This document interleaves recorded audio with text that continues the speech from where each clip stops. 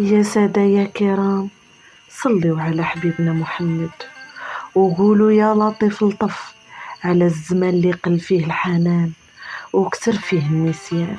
حكايتنا اليوم حكاية على الرضا اللي غبر، وعلى الظلم اللي كبر، على الميمة اللي صبرات بحال الجبل، وعلى الكبيدة اللي قصاها الزمان حتى نسات العسل، على الزوجة غواتها الدنيا ونسات باللي الوالدين هما السوارت وهما السقف اللي كيمنع العذاب.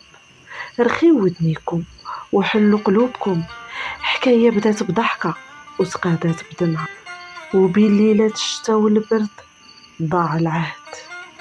يلا يا كرام تبعوا معايا خيط هاد الكلام.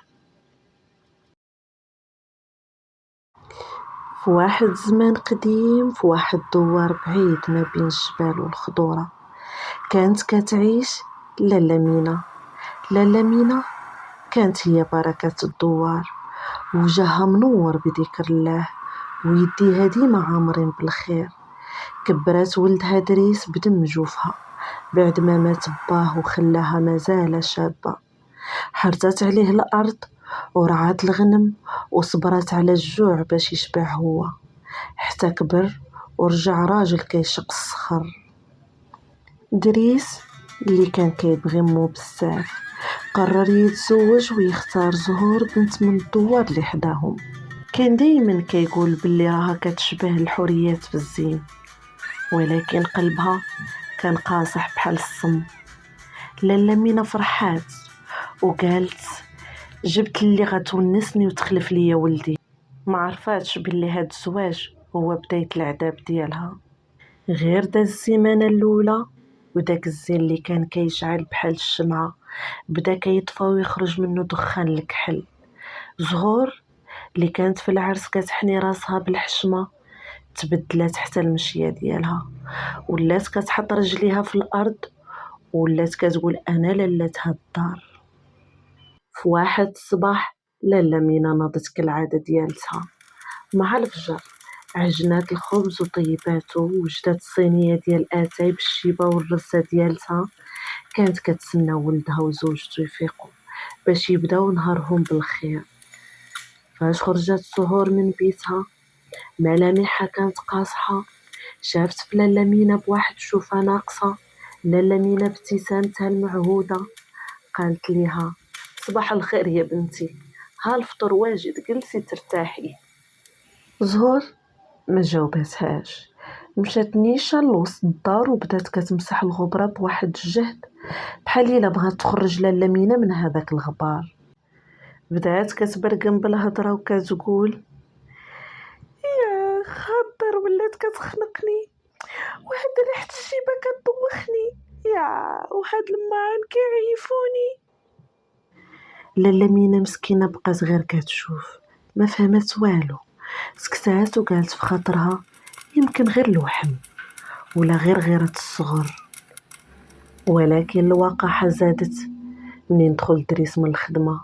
زهور تبدلات في رمشة العين، لبسات الضحكة المزورة وبدات كتمسح في عينيها بحال الا كانت كتبكي.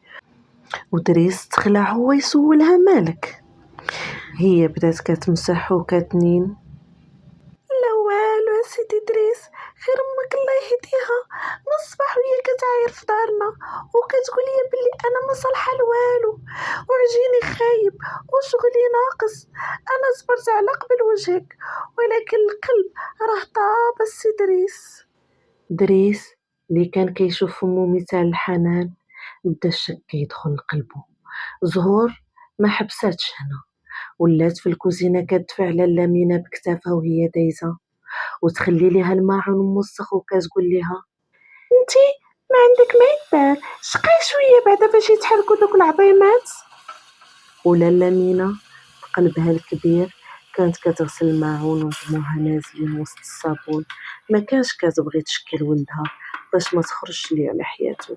وصل بها الحال ولات كتخلي لاله مينا تاكل بوحدها في واحد الركن مظلم في الكوزينه، كتقول ليها دريس بغا يهضر معايا في امور خاصه وما بغيناش نصدعوك. ومسكينه لاله مينا كانت كتاكل لقمه ديال الخبز اليابس مخلطه بالملوحه ديال الدموع وكانت كتسمع ضحكات زهور مع ولدها في البيت لداخل، وكتحس بلي الولد اللي سهرات عليه ليالي بدا كيبعد عليها بشويه بشويه بسبب واحد السم اللي كيسمعو في ودنيه كل ليله تحت غطاء ديال الحب والزين. وفي واحد الليله البرد كان كيصفر بين شقايق ديال الباب، والشتا خيط من السما بحال الا كانت كتوجد الارض لواحد دموع غادي ينزلوا حارين. لاله مينا كانت جالسه في ركنتها حانيه راسها، لافه عليها واحد الشال الصوف قديم ومخبيه يدياتها اللي رقاقو بالهم وقله بين ركابيها، كتسنى غير ريحه ولدها يدخل باش تنعس هانيه. وفي واحد اللحظه زهور غوتات وزلزلات الدار وقالت لدريس: يا انا يمك في هاد الدار راه سحرت ليا وبغات تقتلني. بالمناسبة إلا كنتو أول مرة كتسمعوا ليا، مرحبا بكم في قناة حكايات سلطانة. ولكن دابا ركزوا معايا حيت اللي جاي كيضرب في الخاطر، وخليونا نرجعوا الحكاية فاش نعرفوا دريس شنو غادي يدير مع الأم ديالو. دريس اللي كانت مسلوبة إرادته قدام زينها وكلامها تعمات بصيرته. في واحد اللحظة مشى جيه تمو فتح الباب بواحد الجهد اللي زلزل به الحيوط وهو يدخل عليها، ولكن ما كانش دريس الحنين اللي كتعرف امه. كان واحد الوجه مخطوف وعينيه فيهم واحد الشوفة غريبة، شوفة ديال واحد اللي غايب عليه عقله. وراه كانت زهور واقفة بحال شي حية كتشوف فيه بواحد الشوفة ديال نفد ولا غادي نمشي بحالي. دريس قرب من امه، لاله مينا هزات راسها وابتسمات ليه بضعف وقالت ليه: جيتي يا ولدي، الله يرضى عليك نجيب لك شي حاجه تسخنك. ولكن الصدمه كانت ملي مد يديه وهزها من كتافها بواحد العنف خلات عظامها يطرطقوا، جرها لعند الباب وهي مسكينه كتعثر رجليها وكتقول ليه بصوت كيرجف: فين غادي بيا يا ولدي، فين غادي بيا، راه البرد برا والشتا ما بغات تحبس، فين غادي بموينتك، فين غادي بموينتك في هاد الظلمه، الله يرضي عليك. زهور بقات واقفه وكتضحك ضحكه كلها شر وقالت ليه: يلا خرج على داك القل اللي كيليق بها باش نطهروا هاد الدار من النحس ديالها. ودريس بلا ما يرمش كيجرمو تحت الشتا، والما بدا كينزل على وجهها المحفور بالتجاعيد، والبرودات الارض بدات كتاكل في رجليها الحفيانين. وصلها لواحد العشه قديمه تما السقف ديالها كيقطر والريح كيدخل ليها من كل جهه، تفعل داخل وطاحت مسكينه فوق شويه ديال التبن فازق. لاله مينا شافت فيه بدموع كيحرقوا الخدود وشدت ليه في طرف الجلابه بيديها اللي كيرجفوا وقالت ليه: يا دريس يا ولدي، يا كبرتي، واش نسيتي ملي كنت كنهزك في ليالي البرد ونهضك بصدري؟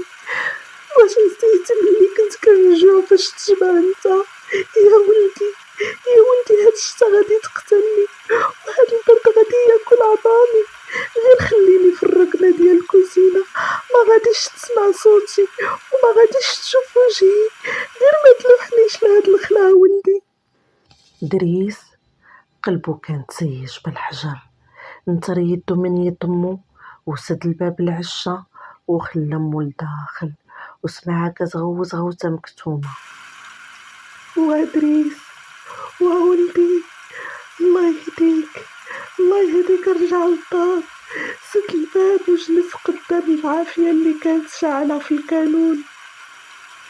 ولكن الغريب هو أن ديك العافية ما سخناتوش، كان كيشوف في يديه اللي جر بيهم مو وبانوا ليه بحال إلا فيهم الدم، ماشي دم حقيقي ولكن دم ديال رضا اللي تذبح ديك الليلة.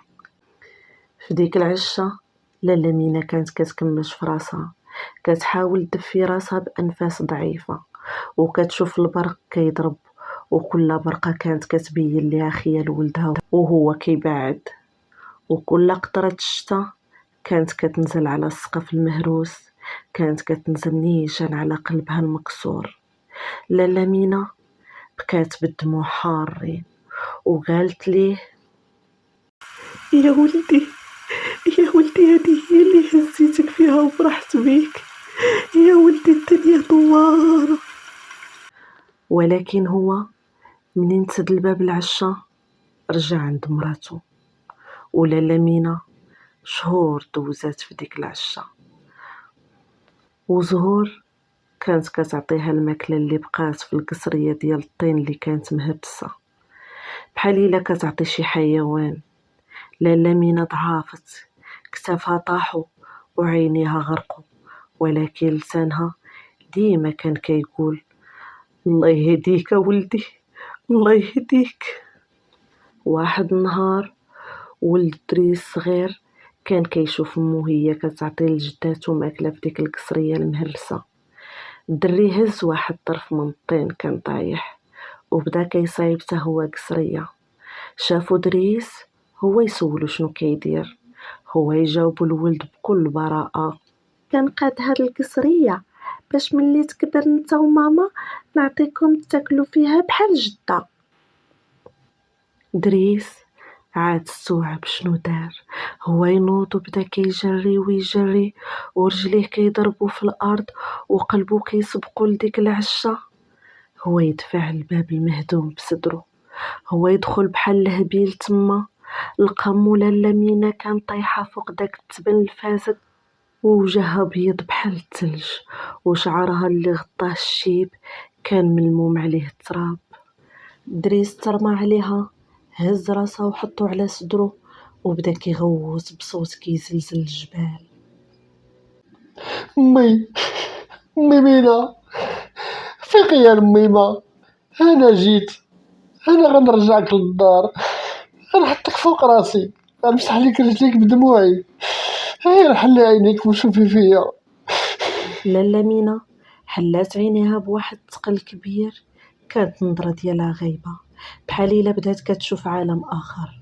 شافت في ولدها، حاولت تبتسم بديك الابتسامة اللي كانت دايما كتنور وجهها، ولكن الشفايف ديالها كانوا زرقين بالبرد.